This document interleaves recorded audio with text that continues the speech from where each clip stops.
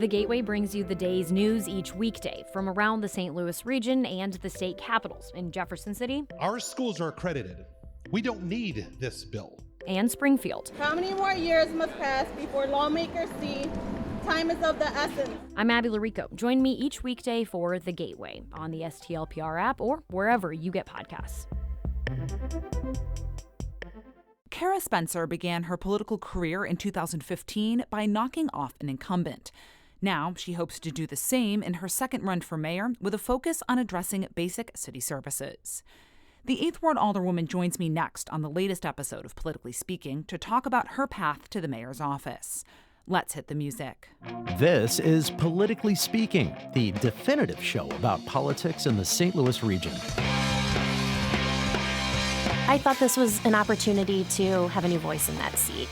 And the decisions I make in county government allows me to help people in large groups, and I enjoy it. We're not using it as a wedge issue. We're using it more as a, what's right for the region conversation. We need to know what the issues are in our communities in order to address them. Because people want to see change, and they want to see a St. Louis that works for everyone. Some days I need the credit, most days I don't, but most importantly, I have to be able to control how this environment is going to evolve. We knew that in races that have multiple candidates, the only way you win is in the streets.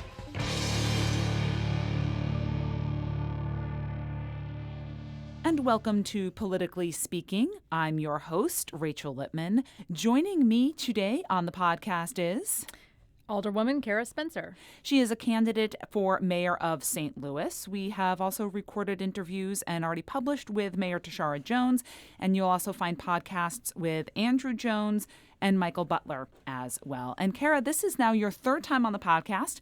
You were a fairly new alderwoman and then a candidate for mayor in 2021. But for those who may be new listeners or aren't as rabid consumers, remind us of, who you are. Give us a quick biography. Sure. Well, I'm a lifelong St. Louisan. I was born down in South St. Louis. I actually grew up a large part in unincorporated St. Louis County. I am the first in my family to go to college. I went to Truman State University where I studied mathematics on a scholarship and a Pell Grant. And when I came back from school, I got a job in my chosen field doing mathematical modeling for large companies and decided to run for office for the first time in 2015. Whole host of reasons, one of which, I'd bought a house in a neighborhood that thought was up and coming and really had a lot of challenges. And so I decided to get involved in driving the solutions. And when I ran for office then, there was an incumbent who had been in office and was successful in taking that seat and really helping to drive some of the renaissance that you see on Cherokee Street and the neighborhoods around that. So how does math connect to politics? Because those two things seem to be absolute polar opposites of each other. Sure. Yeah. It's interesting. I've never taken a political science class in my life, not in high school, not in college. And it really wasn't on my radar, so to speak. But, having the background in mathematics and logistics has been enormously helpful to me in governance and government in general, really being able to parse through some of the financial packages that we consider, understanding the budget, getting into the nitty gritty. At the end of the day, we need our city government to make sure that we're taking in tax dollars and returning a benefit to our citizens. And so having that background of really analyzing returns to investors, whether they are your voters or your business community, has been incredibly important and valuable to me as a public servant. You went from representing as the 20th Ward alderwoman, kind of Gravois Park, Cherokee Street, that was your base, to now as 8th Ward alderwoman, you stretch all the way up into downtown, and I don't remember how far south you go, but it's an expansive territory. What did you learn as you started representing a larger area of the city? Sure. Well, yeah, my new district is very different from the first district I was elected to represent. My district now goes from Laclede's Landing, just north of the Arch, carries down a lot of downtown and goes all the way to Belle Reef Boulevard, just by coincidence, the street I happen to have been born on, which is right along Belle Reef Park. And for those who may not be as familiar with the twists and turns of South St. Louis, Belle Reef Park what's the next kind of big landmark that people think of when they think of Belle Reef Park? Well, you know, I mean, it's right along the bend of the Mississippi River. Okay. So you have the bluffs down there. You know, I mean, Belle Reve Bluffs Park. on Broadway, roughly kind of area? That's right. So okay. just south of there. You know, it's right where, you know, the bluffs kind of come down, geographically speaking. My district now includes 13 neighborhoods, a wide range of constituencies. And it's been not only a challenge, it's been a lot of fun to really dig into some of the issues facing our downtown. You may remember one of the first things I did as the alderman of downtown is usher through a bill that authorized the eminent domain of the city's largest building, the Railway Exchange, bringing the Millennium Hotel owners to the table. Once we issued an authorized eminent domain for the Railway Exchange, I threatened the exact same course of action with the Millennium Hotel. It was very successful bringing the owners to the table, getting it on the market, and now it's been sold, and we're looking at a redevelopment strategies for that enormously important piece of property right there on the arch. You announced your second run for mayor back in May. Is there anything that has fundamentally changed since then, either for better or for worse? Oh, I mean, you know, I see the new population statistics coming out. Every single year I watch those like a hawk because, you know, at the end of the day, I think about, you know, what is the purpose of city government? And to me, it's to make the city a place people want to be. It's that simple. And you know, we've had some really big strides in that. You know, our foreign-born population is growing tremendously in the greater St. Louis area. In fact, I think we're number one in the nation for growth in that segment of the population, which is a tremendous, tremendous asset for our community. I think that's a big win for all of us.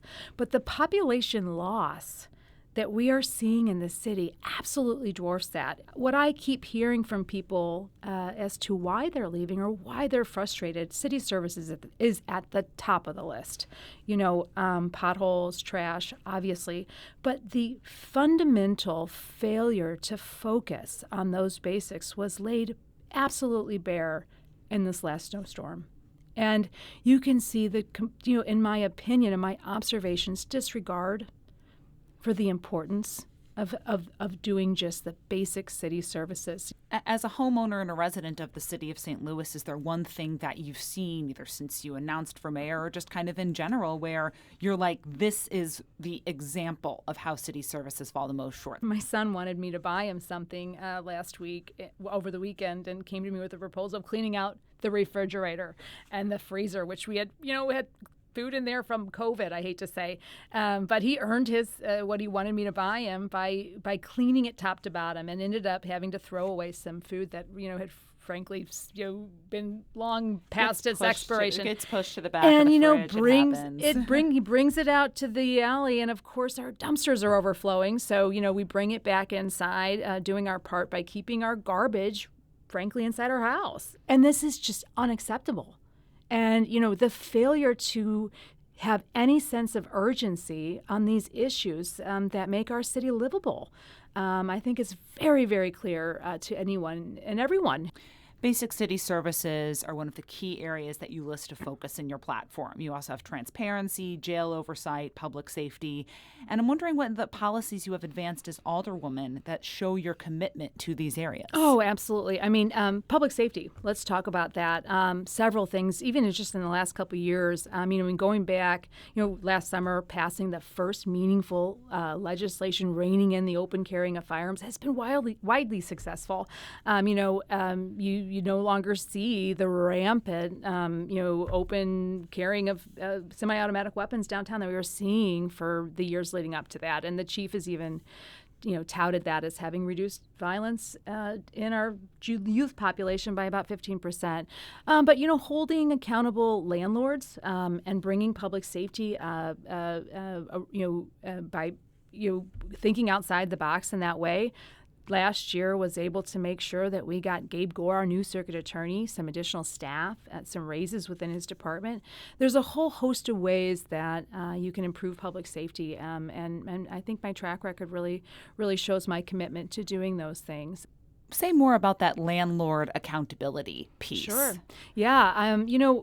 We're still dealing with Paul McKee, for example, and I am proud that I think it's been 8 years now, but being the first elected official to come out and say enough's enough. It's been some time. I'm sure many of your listeners don't remember this, but back in, I think, 2017, I removed the exemption for building code violations that Mr. McKee enjoyed as a way of not having to pay building code fines. And that was the first step, really, in holding accountable one of the largest landholders in our community. But even on the granular level, on the local level, increasing fees and fines for having to board up vacant buildings within the confines of the state, of our charter. What does your ability to get this legislation through the board say about how you'll tackle the job of mayor? Oh, that's an interesting question. I'll talk about the gun bill in particular because, I introduced that, right after we got the new board. Many members of our new Board of Aldermen were closely aligned with the mayor. And, of course, I ran against her. And so there was a huge disconnect, I would say, between me and many of my colleagues, the new colleagues down at the board, and some existing colleagues as well. And so when I introduced what I thought was really common sense gun legislation, I really encountered a lot of resistance.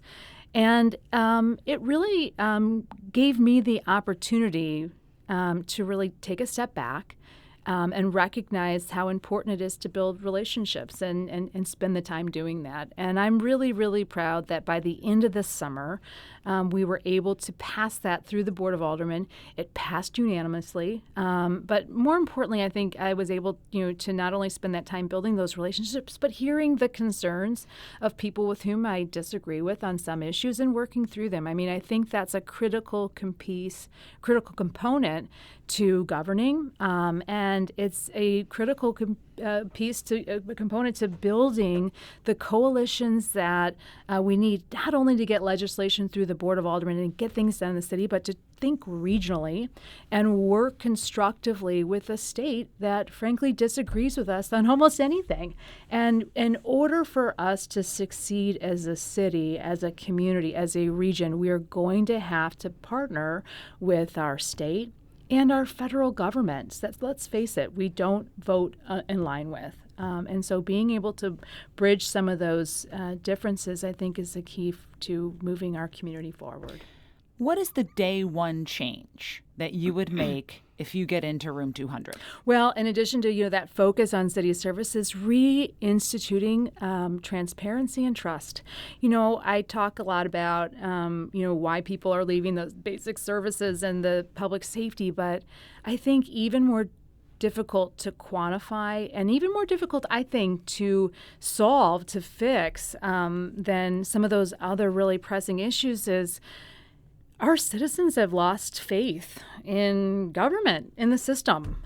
You see, crime statistics that people aren't buying, the corruption or the perceived corruption coming out of the building division, the perceived corruption coming out of SLDC. We had a once-in-a-lifetime opportunity with COVID funds, and people keep asking, rightfully so, what do we have for it? 4 years later, what do we have to show for that? The funds we saw allocated to North City businesses to get through COVID largely not only haven't been awarded, but those lists of awardees included vacant lots, businesses that hadn't paid taxes, buildings, businesses that didn't exist during COVID. The breakdown of fundamental trust is something that I'm going to be walking in the door day one to restore. In response to the problems with the Northside grants, you chose to step down as a member of the SLDC board. Why was that the move that made sense to you, rather than remaining on the board to provide a level of oversight? Because there was absolutely no path to oversight under the current structure. The SLDC organization, our St. Louis Development Corporation, the entity tasked and granted authority to drive economic development for our city, which, by the way, is not only critically important, it's an awesome role and responsibility in our community. And are you meaning awesome as in like huge? Okay. Huge, just greatly important. I mean, it is such an important role. And, this mayor appointed a new director who oversees the function of the organization as CEO.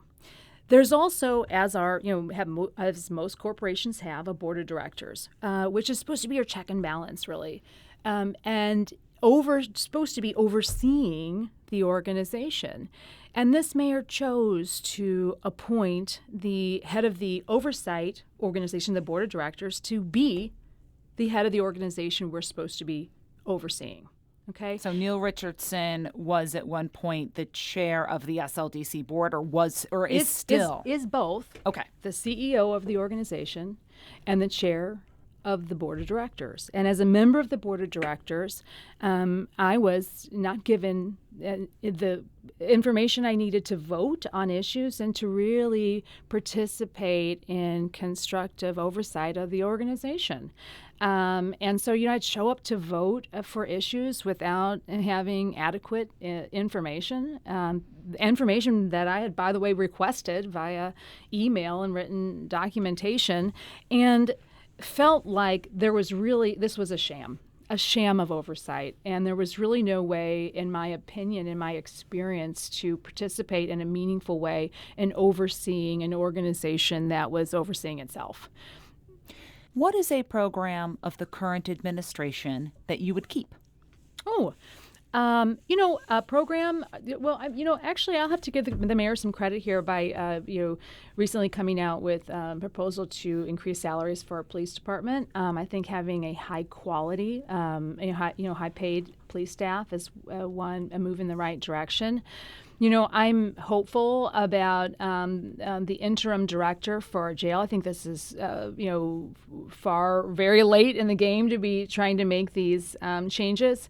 But I am supportive of moving things online and some other things. I'm grateful to see us moving towards a comprehensive 911 system. So I think there's some things in the works that are constructive and that I will consider keeping on board.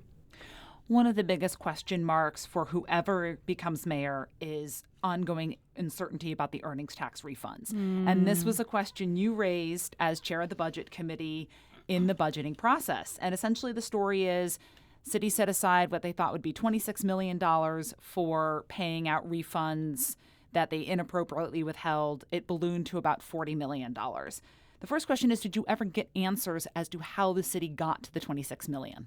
We had some guidance from our budget director, Paul Payne, on that. Obviously it was underestimated.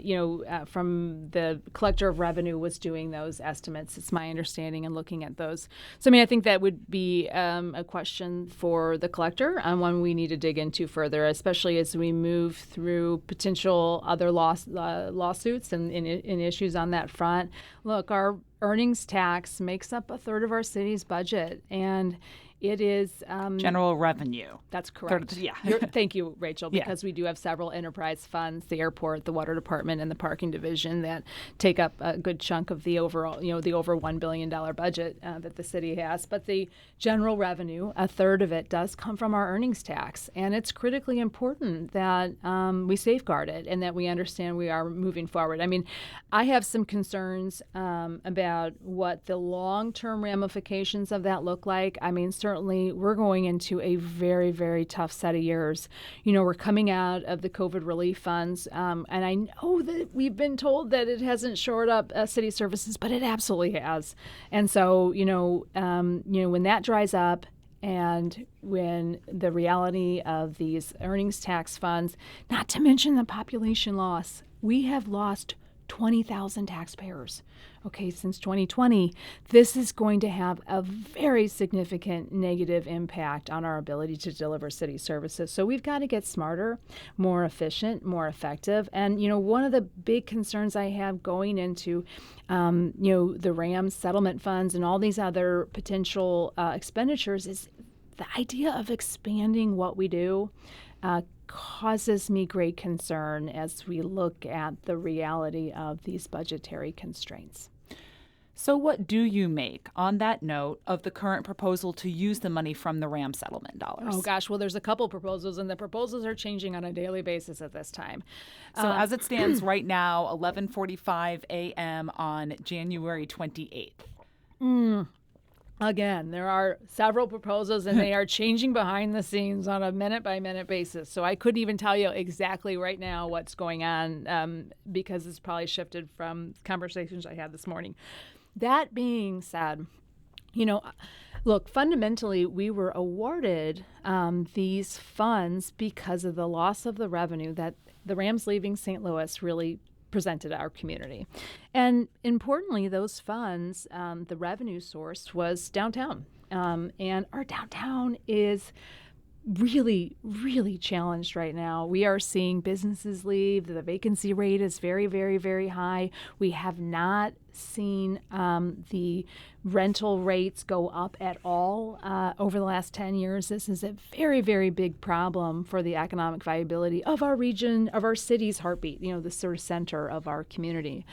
And so I do think it's vitally important that we invest those funds in right where we got them in our downtown. And before we consider expanding the services our city offers, looking at issues like daycare, and speaking as a single working mom, these are tough issues. Daycare is very expensive, but I just don't know that expanding city services at this time, when we're unable to adequately, you scrape the ice off the streets. I just think we've really got to shore up what we do as a community, as a baseline, as a first priority. So you did have a proposal that you were a co-sponsor of.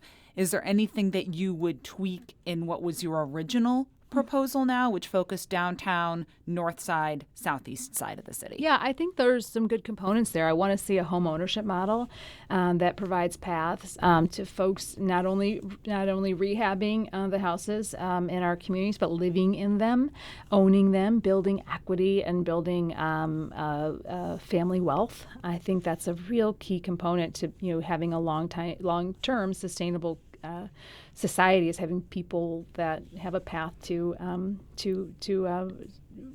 financial, increasing what they have. I think that's really important.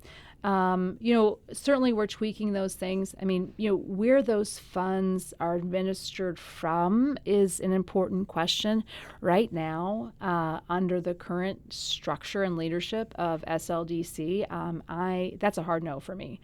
However, safeguarding SLDC, for example, and restructuring it, I think could be a viable and maybe a more flexible path for distributing some of these funds. So I think, as we're kind of going through this, you're asking questions that I think we should all be asking ourselves. They're very, very important, and they're very tough to answer as we move to possibly a new administration very, very soon.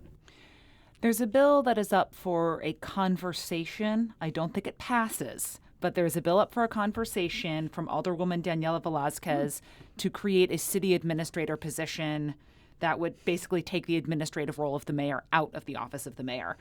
Should the mayor stay the administrative head of the city, or should that be handed to someone else? Yeah, this is a very, very important question, and I'm really grateful that the Alderwoman Velazquez is bringing this forward. This really came out of the Charter Commission conversations. That's where this concept originated, and the idea of a city manager is one that I really support, professionalizing the administering of city services.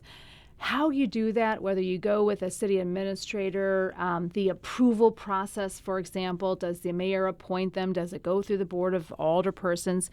There's a whole host of governance questions that need to be answered. We are unique in our structure in many ways, one of which is having the board of E&A, having the board of alderpersons, et cetera. Being a county. Being a county and having those county offices.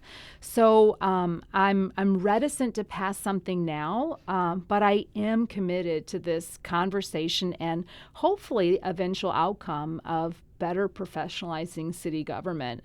And does that apply even if the next time we're talking you are Mayor Cara Spencer? Absolutely. I mean, I'm hopeful that we can have this. This is the start of a longer conversation that we can have while I'm in that office and helping to figure out the nitty-gritty, the nuts and bolts of which departments and how we restructure things internally. I think there's a whole host of things we should be considering at the same time. For example, does trash remain under streets? Does NIS, neighborhood stabilization, remain in public safety? Where do these pieces and ultimately land in the overall structure of city government? And I think as we move through hopefully a new administration, there's an enormous opportunity to be rethinking how we do some of these things. And we'll be right back after this quick break.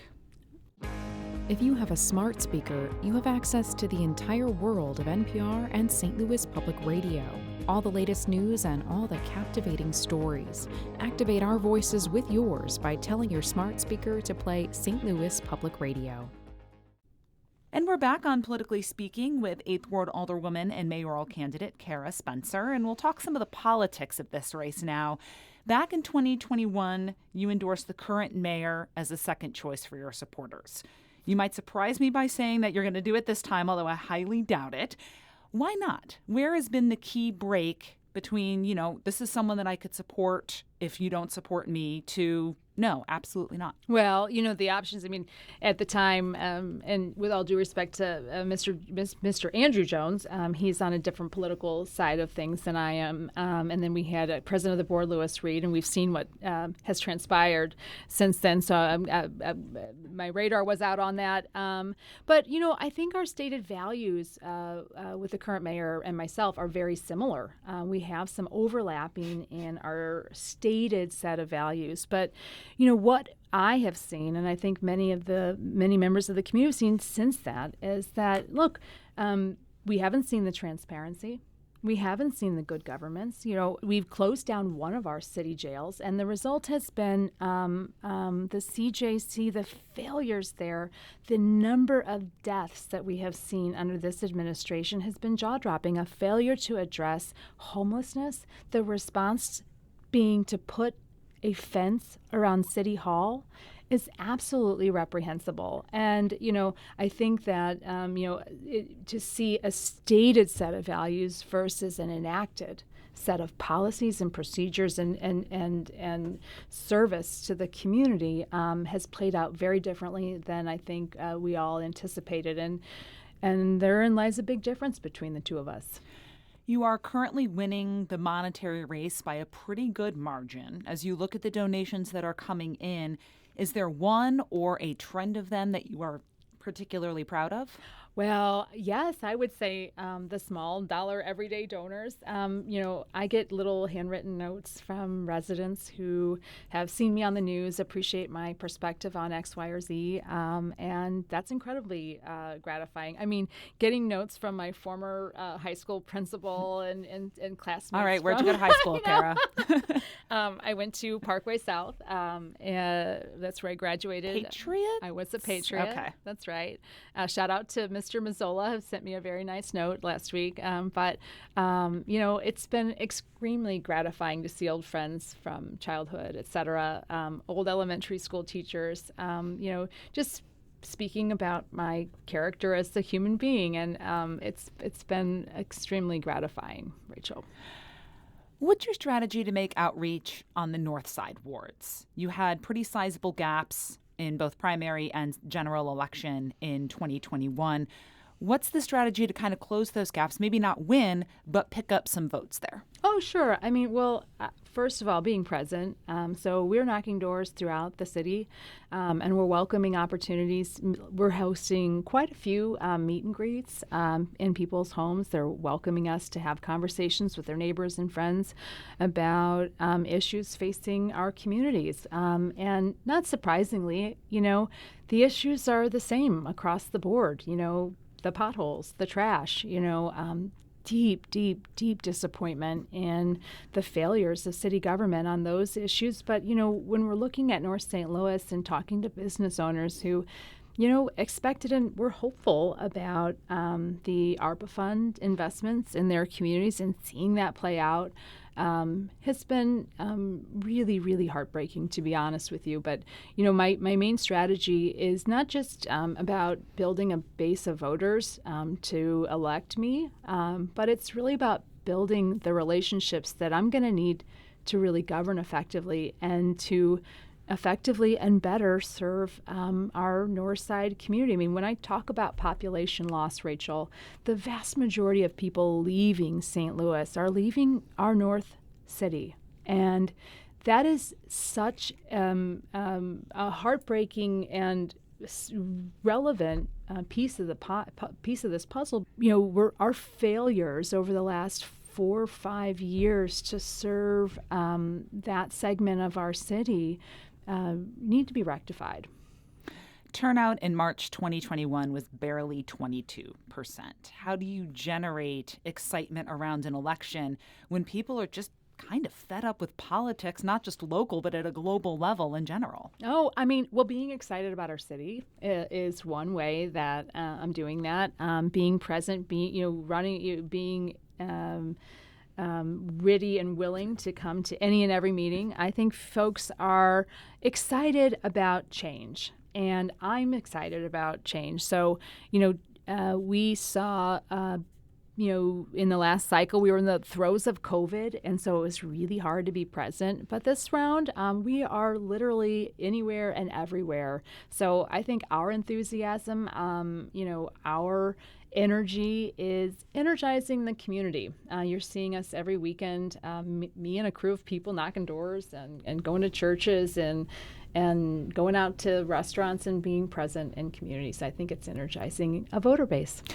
Aside from the prospect of change, what does excite you about the city of St. Louis? Oh, well, the city just itself, our history, our amenities, the potential we have with geospatial and all of the work going on around that. I am incredibly bullish on the logistical side of St. Louis, where we're located, our universities. There's just such an upward potential here. And one of the things, in addition to energizing voters, I'm seeing people across a wide spectrum of political affiliations getting engaged in this election cycle, seeing that St. Louis is at a turning point. Many people are seeing this as kind of a low point for our city and looking for change and feeling very hopeful that working together across city and county, across political affiliations, that we can start to find overlapping goals and a path to working together. Politically Speaking is a production of St. Louis Public Radio, which is a service of the University of Missouri-St. Louis. Alderwoman Cara Spencer, thanks for taking some time to talk about your campaign for mayor today. Thank you for having me. I always love listening to this show, and it's always a pleasure to be on it. Until next time, so long. Thanks.